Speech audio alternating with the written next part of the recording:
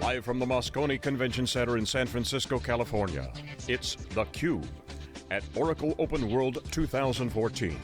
Brought to you by headline sponsor Cisco Systems, with support from NetApp. And now, here are your hosts, John Furrier and Jeff Frick.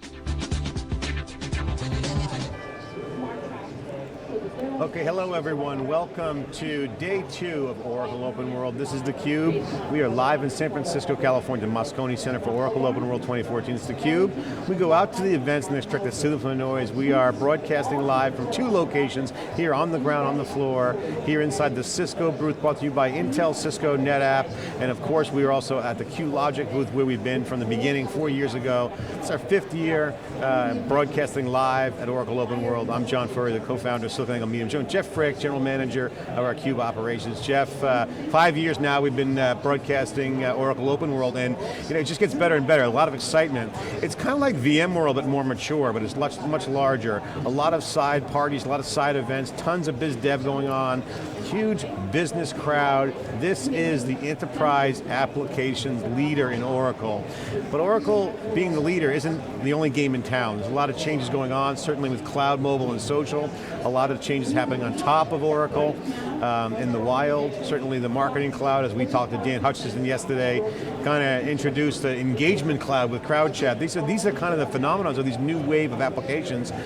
Companies like Pivotal, companies like that are building on top of OpenStack. These are the threats to Oracle, and what we're seeing here is Oracle reacting to the pressure today, showcasing the marketing cloud, showcasing all the Internet of Things.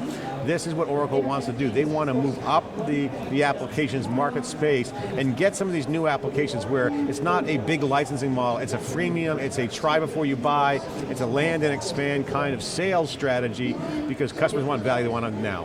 Yeah, I think, John, a lot of good vibe here. I think some of the things that came out yesterday are interesting, right? Oracle's about, again, the quote, tier 1 production workloads. And that's really what they like to focus on, that's where their customers are. I think you made another interesting point, how Oracle has kind of this, almost like a seasonality up and down in terms of the vibe at Oracle OpenWorld based on kind of the ascension of a new threat, whether that be social, no SQL, the cloud, big data, and they're not always the first to jump in on kind of these new trends, Hadoop, but then Larry lets it gel a little bit and then seems to kind of come in with guns blazing. And I think you mentioned over the last 5 years, there's been kind of this up and down, as maybe it's a down when the news coming in and they haven't quite adopted it, but then it seems like the very next year they come in and ready to go, and clearly that really feels this way about big data and cloud, especially this year. And Oracle certainly is a huge incumbent. They have a huge customer base. Jeff, to your point though, this is their playbook.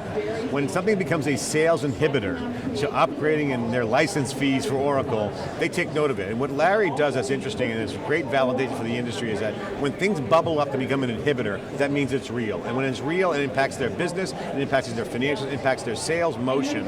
And that's where we see Oracle really do well, is they kind of just check the box. A sales inhibitor, we have that too. And roll it out, check the box, cross that off the list. And that is really the playbook for Oracle, really to protect their investment of their customer base. But the world is changing. So can Oracle change with it? Are they in trouble? Earnings are down, are they in transition?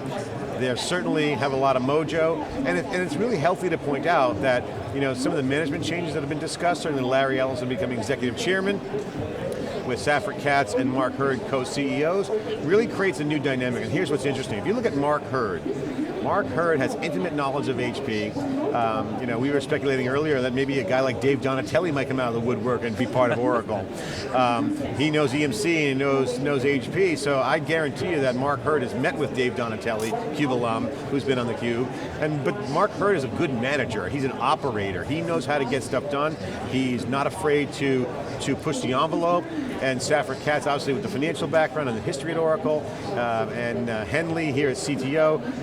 It's the same cast of characters. So there really is no issue about changing management. Larry's just going to sit at the top of the kingdom, be the executive chairman, oversee R&D, and oversee the big moves, and let the operators operate the business. So I see Oracle in a good position, and the key to all this is, can they use their M&A money and the organic R&D to meet the demands for this new growing cloud, mobile, social, that's the applications. That's about mobile infrastructure, security, big data, and cloud. That is the top story, Jeff, and I think that kind of is the crust of it, and it's vibrant. I mean, you got Cisco here, kind of competitor with Oracle, but at the same time, huge install base, joint customer with Oracle. So great to get the Cisco perspective, and obviously Intel, they're an arms dealer, they win it when everyone wins. So, Intel does a great job, and great to have them on theCUBE. But it seems to be consistent, John, what you said, is that even though there was the announcement that Larry is kind of stepping out of his prior role and really now into the research side and still the chairman, he has demonstrated time and time again that he can move this ship quickly when he decides he wants to move it. Obviously, Safra Catz and Mark Hurd have been close to his hip for a while now, so again, it doesn't feel like it's a significant change, and I think it's really a credit to Oracle, and we've talked about it before, more successful leaders that have this kind of dynamic autocrat at the top, when they're good, and can really change the direction of the company and move when there's an opportunity that's either a threat, like cloud was, and virtualization to Oracle, and then really move it into an opportunity, and then use their scale, their distribution, their installed base, and obviously significant amount of capital to take advantage of that new opportunity and move the ship accordingly. Yeah, and to me, customer touch points in this digital transformation, because if you look at mobile infrastructure, okay, we mentioned that, you're seeing a digital transformation that isn't about selling ads, it's about customer relationships, it's about the workflow, it's about the processes, whether it's manufacturing or customer interactions, you're seeing the notion of big data and Internet of Things and the digital connectedness.